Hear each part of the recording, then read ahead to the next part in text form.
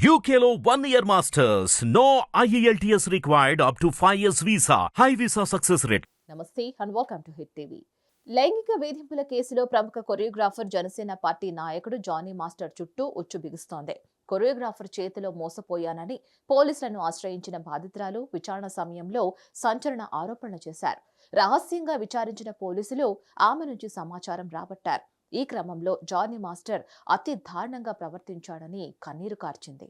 Johnny master తనని లైంగికంగా వేధించాడని బాధితురాలు నార్సింగ్ పోలీసులకు ఫిర్యాదు చేసింది. ఇప్పటికే జానీ మాస్టర్ పై ఎఫ్ఐఆర్ నమోదైంది. ఈ సందర్భంగా పోలీసులు బాధితురాల నుంచి వివరాలు సేకరించారు. ఆమెను బయటకు రాకుండా బాధితురాలి ఇంట్లోనే విచారణ చేపట్టారు. 3 గంటల పాటు కొరియోగ్రాఫర్ నుంచి స్టేట్మెంట్ రికార్డు చేశారు.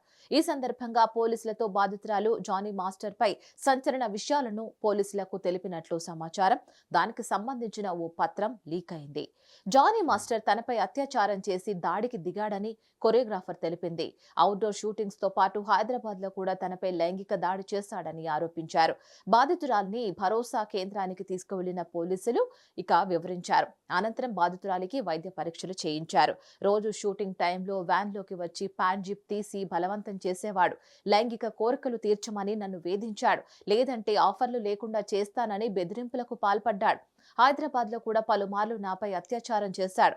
అతని కోరికను తీర్చకపోతే నాపై బలవంతంగా దాడికి తెగబడ్డాడు. జానీ మాస్టర్ భార్య కూడా నాపై దాడికి దిగింది.